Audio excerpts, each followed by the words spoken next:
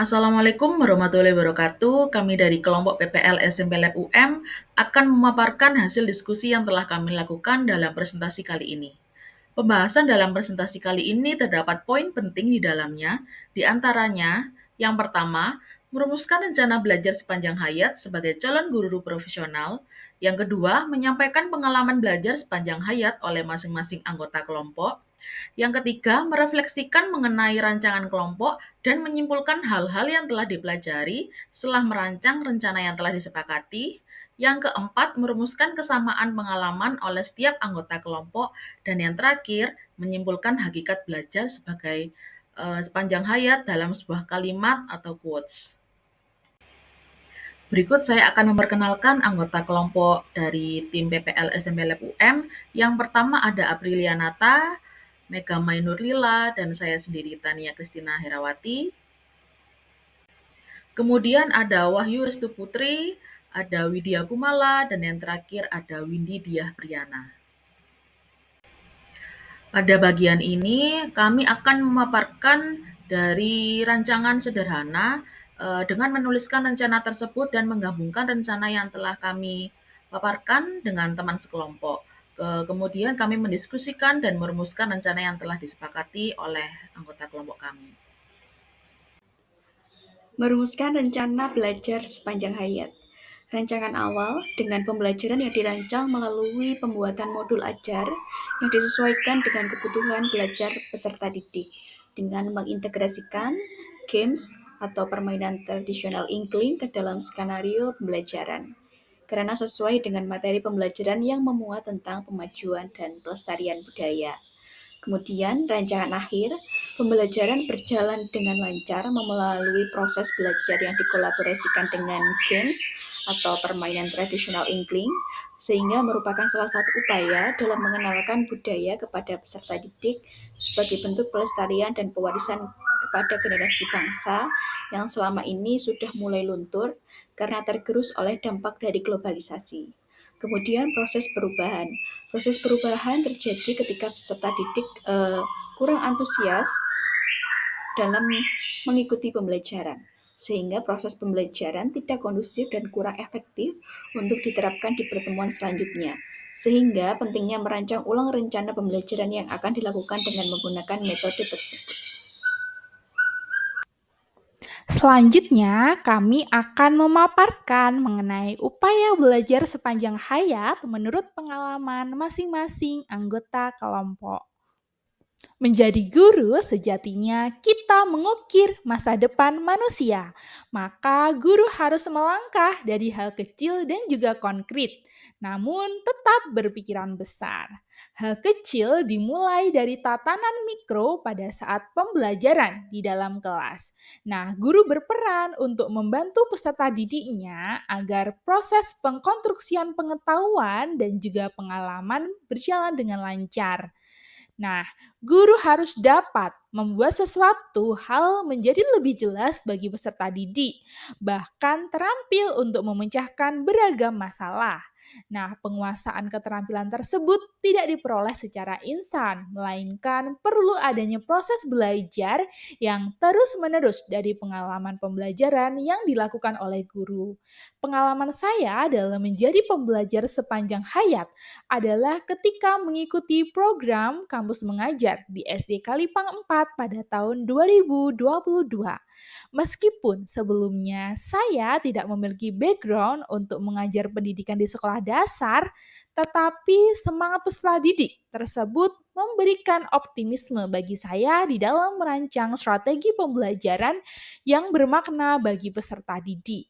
Saya berusaha menerapkan variasi pembelajaran melalui metode dan media pembelajaran yang menarik sesuai kebutuhan peserta didik di tingkat sekolah dasar. Kesulitan sinyal dan minimnya penguasaan teknologi di sekolah tersebut menuntut saya dan rekan-rekan untuk berdiskusi menemukan ide yang baru yang dapat memberikan kebermaknaan kepada peserta didik di sekolah tersebut dengan memperkenalkan teknologi. Nah, saya mengadopsi pembelajaran dengan memanfaatkan teknologi yang menyesuaikan pembelajaran sesuai abad 21. Pengalaman tersebut merupakan langkah awal saya memahami bahwa sosok guru harus terus belajar mengembangkan variasi pembelajaran untuk mengatasi permasalahan belajar pada peserta didik di kelas. Pengalaman lain yang menjadikan saya sosok pembelajar sepanjang hayat adalah ketika menjadi guru PPKN di SMP 1 Ngasem pada tahun 2023, sekaligus menjadi wali kelas 7G. Pengalaman tersebut membuat saya harus terus belajar, mengembangkan dan meningkatkan pengetahuan serta keterampilan dalam dunia pendidikan. Kewajiban guru untuk terus-menerus belajar sepanjang hayat bertujuan untuk menentukan arah pendidikan, menyiapkan materi pembelajaran, serta menyiapkan pengalaman belajar yang tepat untuk peserta didik. Pengalaman pertama saya menjadi wali kelas menuntun saya untuk dapat memahami peserta didik, tidak hanya secara akademik, melainkan juga secara sosial emosional. Hal ini saya pelajari melalui diskusi dengan guru senior, kolaborasi dengan teman, serta membaca literatur yang mendukung. Belajar sepanjang hayat tidak menutup kemungkinan bagi siapapun dari kalangan manapun. Belajar sepanjang hayat bisa dilakukan oleh semua manusia. Di sini saya akan membagikan pengalaman saya mengenai pembelajar sepanjang hayat. Jadi sejak SMK saya aktif di dunia kepramukaan, sehingga banyak pengalaman dan prestasi yang saya dapatkan dari pramuka, di mana saya bisa mengikuti banyak kegiatan di pramuka. Contohnya, pada perkumpulan pramuka se-Nusantara dan Asia tepatnya pada tahun 2017 di Jakarta. Dan banyak kegiatan lain yang pernah saya ikuti semenjak tahun 2018, tepat saya lulus SMK, saya diikutkan untuk menjadi pembantu pembina pramuka. Saya rasa saya mampu dan saya menjadi pembantu pembina di SMK Negeri 2 Pasuruan. Sejak 2019, saya disuruh pelatih pramuka saya untuk mengikuti kursus kepramukaan mahir tingkat dasar. Saya awalnya tidak mau karena saya rasa ilmu saya sudah cukup untuk menjadi pembina dan keterampilan kepramukaan saya rasa sudah berkompeten dan mampu. Akan tetapi, dalam menjadi seorang pembina pramuka harus memiliki ijazah minimal KMD. Mau tidak mau, saya ikut kegiatan kursus selama 1 minggu. Di dalam kursus tersebut, ternyata banyak orang-orang hebat yang mengikuti KMD. Ada dari kalangan guru, wakil kepala sekolah, bahkan kepala sekolah setingkat SMK pun juga mengikuti kursus tersebut. Saya di situ merasa minder karena saya paling muda dan saya merasa tidak ada tandingannya dengan mereka.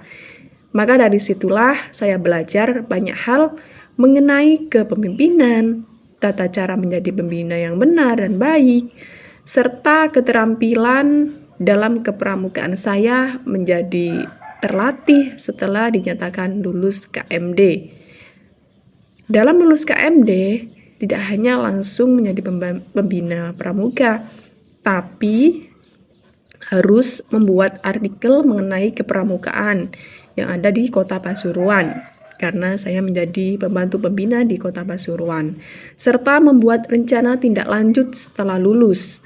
Ternyata anggapan-anggapan saya selama menjadi pembantu pembina pramuka, yang dimana pramuka itu tidak butuh ijazah dalam pembina. Ternyata untuk menjadi pembina pramuka harus ada ijazah, dan ijazah tersebut bisa didapatkan sampai 4 kali kalau ingin menjadi pembina yang handal, menjadi pelatih di dalam kepramukaan. Karena sudah memiliki 4 ijazah dan sudah menggapai KPL atau kursus pelatih mahir tingkat lanjutan, dan ada syarat-syarat khusus untuk mengikuti KPL tersebut. Nah, saya merasa bahwa belajar tidak hanya di kalangan internal saja, melainkan harus mengikuti pelatihan-pelatihan sesuai bidangnya. Agar apa? Agar lebih kompeten, apalagi di dalam ekstrakurikuler pramuka pada tahun 2018 diwajibkan. Maka bagi calon guru yang profesional, mau tidak mau harus belajar dan mengikuti kursus minimal KMD.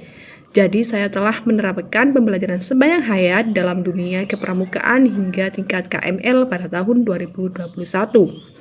Jadi pembelajaran sepanjang hayat ini sangat diperlukan sampai kapanpun. Pengalaman nyata yang mencerminkan seorang guru sebagai pembelajar sepanjang hayat ialah ketika saya mengikuti program Kampus Pengajar Angkatan 2. Ketika mengikuti kegiatan tersebut, pada awalnya saya berpikir bahwa seluruh pengetahuan dan keterampilan yang saya miliki selama perkuliahan dalam jurusan pendidikan akan saya gunakan dan manfaatkan untuk terjun langsung ke sekolah dalam menghadapi peserta didik yang beragam karakteristiknya. Namun, setelah saya terjun dan melihat kondisi lapangan secara langsung, yaitu tepatnya di Sekolah Dasar Negeri 6 Sidodadi, yang mana sekolah tersebut merupakan sekolah yang tidak begitu besar, sedikit tertinggal dan terpencil karena berada dalam lingkungan pedesaan. Dengan melihat kondisi sekolah tersebut dan peserta didik yang beraneka macam, saya sedikit terkejut karena hal tersebut merupakan pengalaman pertama dalam hal mengajar di lingkungan sekolah. Yang mana juga peserta didik yang ada di sekolah tersebut mengalami learning loss akibat dari adanya pembelajaran daring selama pandemi COVID-19. Sehingga saya dan teman-teman yang mengikuti kampus mengajar diharapkan dapat membantu para guru yang ada di sekolah dalam meningkatkan kemampuan literasi dan numerasi peserta didik yang tergolong rendah. Kemudian dalam pengalaman mengajar tersebut, saya banyak sekali belajar dari bapak dan ibu guru, teman-teman, peserta didik, dan sumber belajar lainnya seperti internet. Hal-hal baru yang saya pelajari dalam mengikuti kampus mengajar ialah saya mulai belajar bahwa dalam mempersiapkan merancang pembelajaran, terutama dalam pembuatan media ajar yang kreatif, menarik, dan mudah dipahami bagi peserta didik, seperti alfabet stick. Kemudian media ajar tersebut saya gunakan untuk mengajar peserta didik pada tingkat kelas 1 dan kelas 2 yang belum mengenal huruf abjad, bahkan belum bisa membaca. Dan media ajar tersebut membuahkan hasil yang baik, dikarenakan peserta didik merasa mudah memahami jika belajar dengan memvisualisasikan sesuatu sehingga media ini cocok dan tepat bagi mereka. Kemudian setelah mengenal huruf abjad, mereka juga diajarkan untuk mengeja penggalan kata yang terdiri dari huruf konsonan dan huruf vokal. Hal tersebut cukup sulit bagi saya dan teman-teman pengajar lainnya karena kami pada waktu itu juga masih dalam tahap belajar untuk mengajar peserta didik yang belum dapat membaca.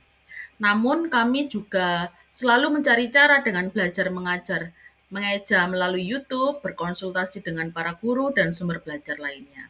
Sehingga kami dari beberapa pengalaman trial dan error agar media ajar yang kami gunakan dapat menghasilkan hasil yang tepat dan baik bagi peserta didik. Kemudian pada kemampuan numerasi juga saya dan teman-teman kampus mengajar yang lainnya juga kami ajarkan pada peserta didik tingkat kelas 6. Hal yang membuat saya terkejut ialah hampir setengah dari peserta didik yang belum lancar dalam perkalian maupun pembagian, sehingga mereka ketika mendapat materi perhitungan bilangan pecahan mengalami kesulitan untuk mengerjakan atau memecahkan soal yang diberikan.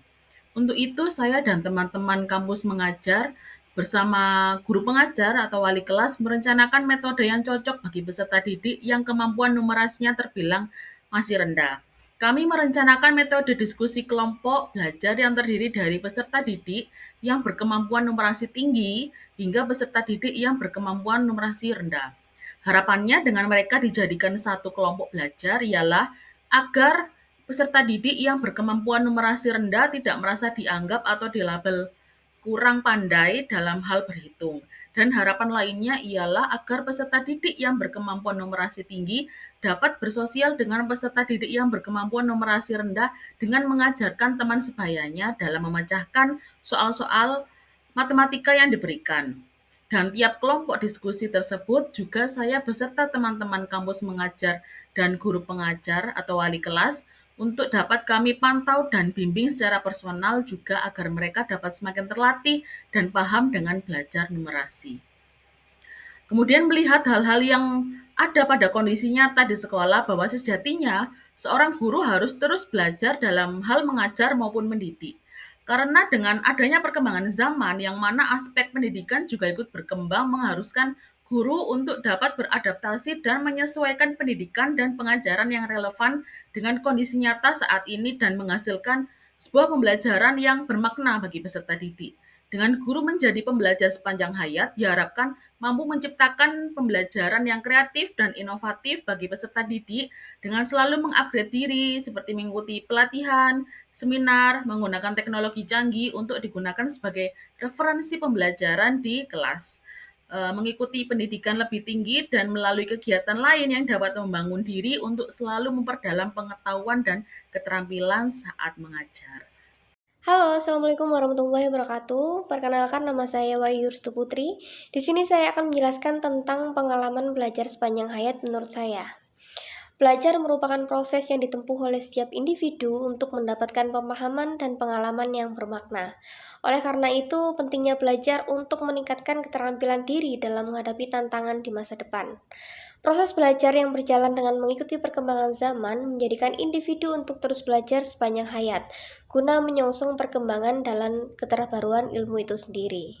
Sebagai calon seorang guru profesional seperti saya, tentunya sudah mencoba menerapkan belajar sepanjang hayat, seperti halnya ketika mengikuti pendidikan profesi guru ini. Menurut saya bahwa melalui pendidikan ini merupakan salah satu jalan yang saya ambil untuk meningkatkan kualifikasi saya sebagai calon seorang guru, yang perlu mendapatkan ilmu terbaru tentang bagaimana menjadi sosok seorang guru yang profesional di kemudian hari. Pada kenyataannya, meskipun saya sudah menempuh pendidikan sarjana dalam pendidikan, tidak menjadikan jaminan bagi diri saya sendiri untuk dapat mengajar secara profesional. Dan ternyata pemerintah mengeluarkan sistem pendidikan profesi guru ini sebagai salah satu langkah untuk menentukan karir guru di kemudian hari. Belajar merupakan bagian dari kesatuan yang harus berjalan secara beriringan sesuai perkembangan yang ada.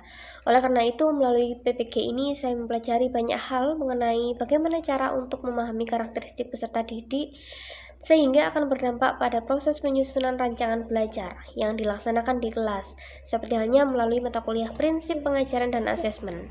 Dalam hal ini saya sudah mencerminkan bahwa sebagai calon seorang guru, belajar secara terus-menerus untuk meningkatkan kualitas dalam menciptakan pembelajaran yang sesuai dengan kebutuhan belajar peserta didik. Selain itu, saya juga belajar tentang bagaimana menjaga etika dan profesionalisme guru melalui mata kuliah etika dan profesionalisme guru yang mengajarkan bagaimana sosok calon seorang guru harus mampu menjaga harkat dan martabat guru yang mencerminkan sikap dengan memiliki etika dan menjunjung tinggi profesionalisme, baik di lingkungan sekolah maupun di lingkungan masyarakat. Melalui pembelajaran dan berbagai pengalaman yang saya dapatkan ketika mengikuti PPG ini merupakan salah satu langkah saya berproses untuk belajar sepanjang hayat yang akan berdampak pada dunia kerja saya ketika sudah menjadi guru nantinya. Sekian presentasi dari saya. Terima kasih. Wassalamualaikum warahmatullahi wabarakatuh. Belajar sepanjang hayat bagi saya adalah sebuah keharusan. Keharusan yang harus dijalani oleh manusia agar ia tidak merasa atau tidak dalam kondisi yang tertinggal. Begitupun dengan pengalaman belajar sepanjang hayat saya yang saya rasakan, saya lakukan selama seumur hidup saya menghuni dunia ini. Sebenarnya kalau belajar atau pengalaman mengenai belajar sepanjang hayat, ada banyak sekali pengalaman yang saya miliki, tetapi karena diharuskan untuk menceritakan semasa di bangku kuliah, maka saya akan menceritakan salah satu pengalaman belajar sepanjang hayat saya semasa berkuliah S1 dulu.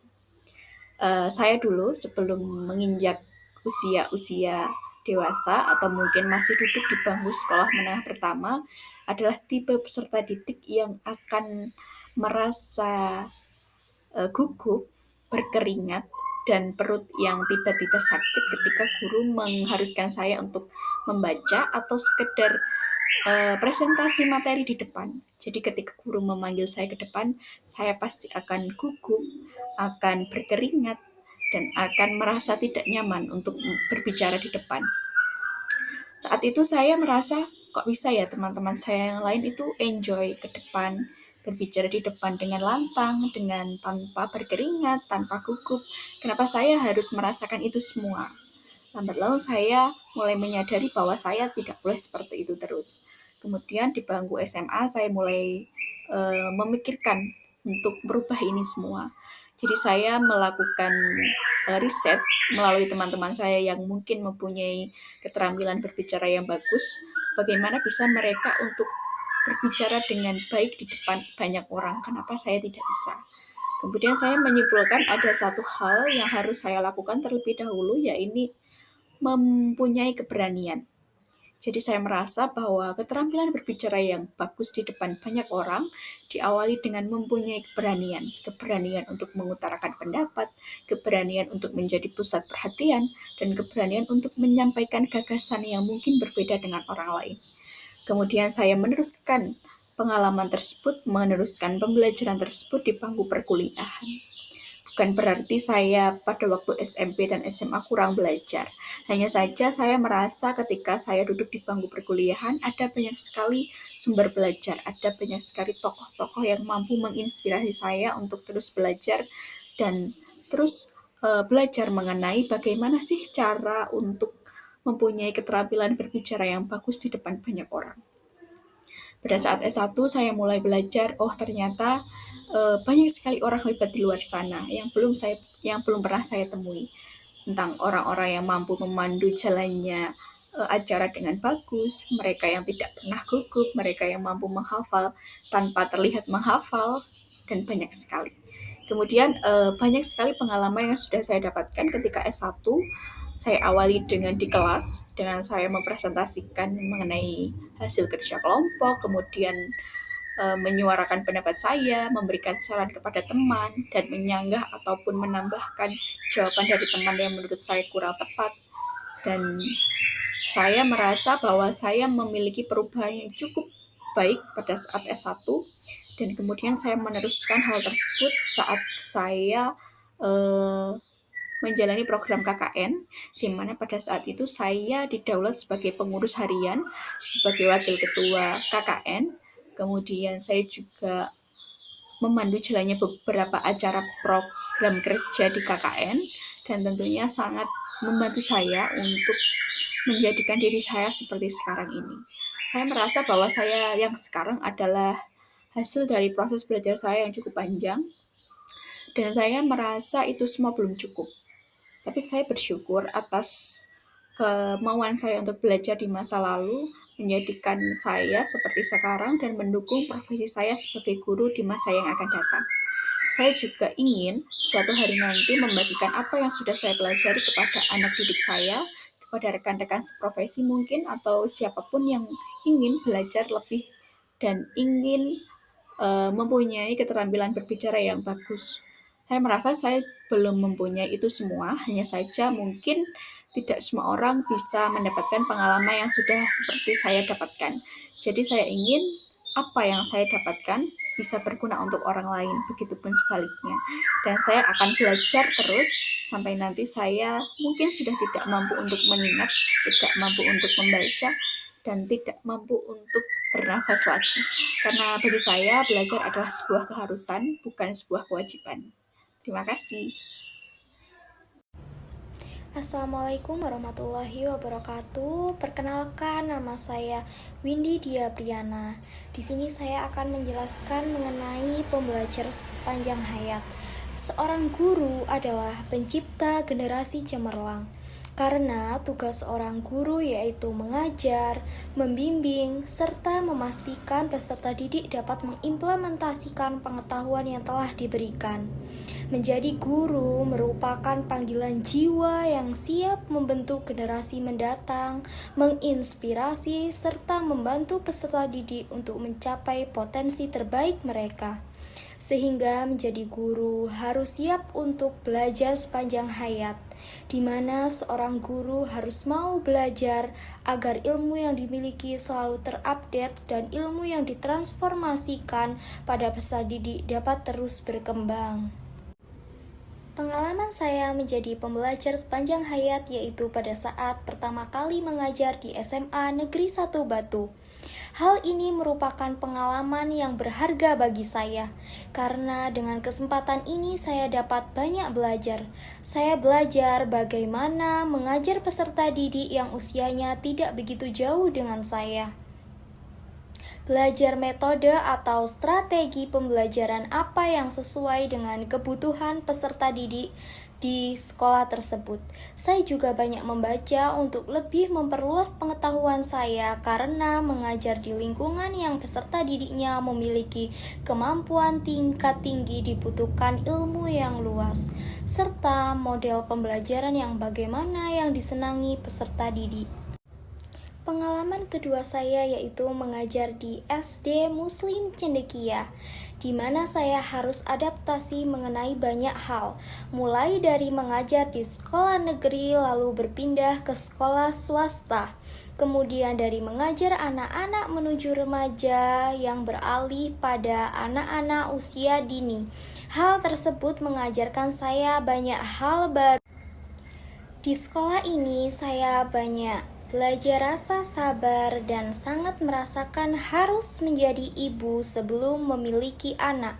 Meskipun ketika berada di sekolah ini saya merasa tugas saya 2 kali lipat lebih banyak daripada di sekolah saya sebelumnya, tetapi disinilah pengalaman berkesan saya terbentuk.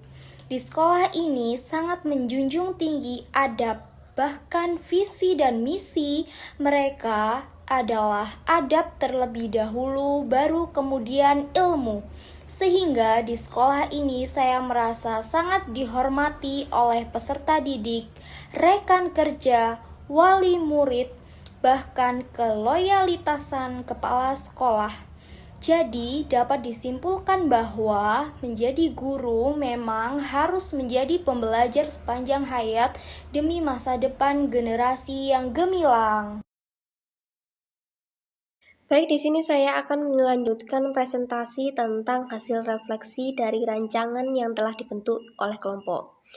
Berdasarkan rancangan awal, rancangan akhir, serta meninjau proses perubahan yang telah dilakukan di awal slide, di sini kami menemukan refleksi bahwa melalui langkah-langkah tersebut, pengembangan media pembelajaran dapat tercipta secara efektif, menarik, dan sesuai dengan kebutuhan peserta didik dan kurikulum. Sehingga penggunaan media pembelajaran dapat meningkatkan pemahaman peserta didik pada materi dan mampu mencapai tujuan pembelajaran yang telah ditetapkan. Selain itu, guru juga dapat belajar sepanjang hayat untuk mengolah keterampilan dalam mengasah kemampuan di bidang teknologi, sehingga mampu menciptakan pembelajaran yang disesuaikan dengan kodrat zaman yang sesuai berdasarkan dengan kebutuhan peserta didik. Berikutnya pada slide kesamaan refleksi akan dilanjutkan oleh rekan saya yaitu Windy. Baik, di sini saya akan menjelaskan mengenai kesamaan pengalaman belajar sepanjang hayat. Berikut beberapa poin kesamaan dari pengalaman belajar sepanjang hayat. Belajar sepanjang hayat merupakan bagian dari disiplin diri untuk mengembangkan kemampuan maupun keterampilan yang dimiliki oleh setiap individu. Belajar sepanjang hayat melibatkan beberapa proses yang mengandung individu dalam mencari pengalaman belajar yang digunakan untuk meningkatkan kualitas diri. Baik, kita telah berada di pengunjung presentasi.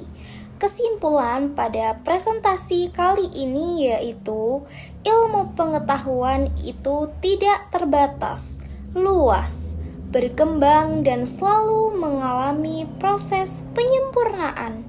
Jadi, jika kamu ingin mempunyai ilmu yang berkualitas, maka jangan mudah menjadi insan yang merasa puas. Dan jangan sesekali mengkerdilkan dirimu sendiri dengan menjadi budak bagi tubuh yang malas di balik pikiran cemerlang. Baik, saya akhiri presentasi dari kelompok kami. Wassalamualaikum warahmatullahi wabarakatuh. Thank you.